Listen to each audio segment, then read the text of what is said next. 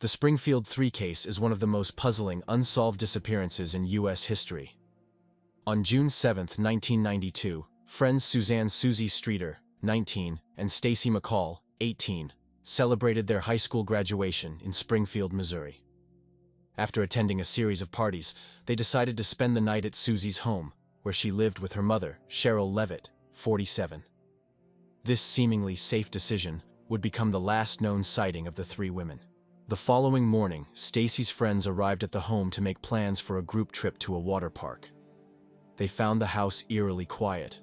The front door was unlocked, and all three women's cars were parked outside. Inside, nothing appeared out of place except for a broken porch light cover, which was cleaned up by a visitor, potentially erasing evidence. Personal items like purses, keys, and wallets were still in the house, and Cheryl's bed appeared to have been slept in. The three women were nowhere to be found. Investigators combed through the home and surrounding area, but found no signs of a struggle or forced entry. Witnesses reported seeing a green van in the neighborhood around the time of the disappearance, but this lead never resulted in solid evidence. Despite extensive searches and national media coverage, no trace of Susie, Stacy, or Cheryl was ever found. Over the years, several theories have emerged. One suggests that the women were abducted by someone they knew, possibly lured out of the house. Another theory involves a serial killer, as other disappearances and murders in the area had similarities.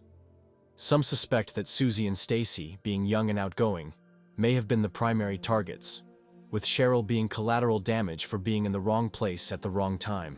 One chilling lead came from a man named Robert Craig Cox, a convicted kidnapper and suspected murderer. Cox claimed he knew the women were dead and buried near Springfield, but he refused to provide further details. Authorities were unable to corroborate his claims. Despite thousands of tips and continued interest in the case, the mystery of the Springfield 3 remains unsolved. It has become a symbol of the pain and frustration faced by families of missing persons, and a grim reminder of how people can vanish without a trace. The Ellen Greenberg case remains one of the most controversial unsolved deaths in modern history. In January 2011, Ellen, a 27-year-old teacher, was found dead in her Philadelphia apartment by her fiancé, Sam Goldberg. She had 20 stab wounds to her body, including 10 to her back and neck, as well as defensive wounds on her hands. Despite the violent nature of her injuries, her death was ruled a suicide by the medical examiner, a conclusion that has sparked widespread debate. Ellen's family and independent experts have questioned the suicide ruling, citing the number, location, and severity of the stab wounds as inconsistent with self-inflicted injuries. They also raised concerns about the lack of a thorough investigation, including issues with the crime scene and how evidence was handled. Police stated there were no signs of forced entry or struggle, but critics argue this does not rule out foul play. Theories about Ellen's death center on the inconsistencies between the evidence and the suicide ruling. Experts have pointed out that the number and severity of her wounds are highly unusual for a self-inflicted death. Some theorize that Ellen was murdered and that the scene may have been staged to appear as a suicide. This suspicion is bolstered by claims that Ellen's fiancé, who discovered her body, had access to the apartment and was reportedly the last person to see her alive. Others suggest a third-party intruder could have entered through an unlocked door, though police found no signs of forced entry or struggle. Critics of the investigation have raised concerns about the handling of evidence, including a lack of forensic testing on certain items in the apartment. The case has also led to questions about Ellen's mental state. Some reports claim she was experiencing anxiety and had started taking medication before her death, which might explain the initial suicide ruling. However, her family insists she was not suicidal and continues to push for a reclassification of her death as a homicide. Over a decade later, Ellen's family continues to fight to have her case reinvestigated, insisting her death was a homicide.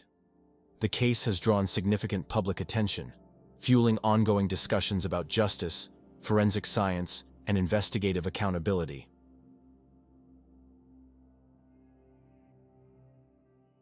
The John Benet Ramsey case is one of the most infamous unsolved murders in American history. On December 26, 1996, 6-year-old John Benet, a child beauty queen, was found dead in the basement of her family's Boulder, Colorado home. Hours earlier, her parents, John and Patsy Ramsey, had reported her missing after discovering a ransom note demanding $118,000. Her death was caused by a blow to the head and strangulation. The case quickly became a media sensation, with suspicion falling on her parents and brother, as well as theories suggesting an intruder. Evidence, including the ransom note and crime scene contamination, has fueled controversy and hindered investigations. Despite numerous suspects and advanced forensic testing over the years, no one has been charged, and the case remains unsolved.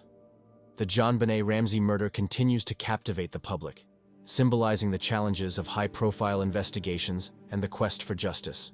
The Atlanta child murders occurred between 1979 and 1981, during which at least 28 children, teenagers, and young adults, mostly black, were killed in Atlanta, Georgia. The victims, many of whom disappeared while performing everyday tasks, were found strangled, asphyxiated, or dumped in remote locations. The murders terrified the city, leading to one of the largest investigations in U.S. history, involving local police, the FBI, and the National Guard. In 1981, Wayne Williams, a 23-year-old freelance photographer, was arrested after police connected him to the murder of 2 adults. Fibers from his home and car were linked to multiple victims, and he was convicted of 2 murders. Authorities attributed 22 of the child murders to Williams, though he was never formally charged for them.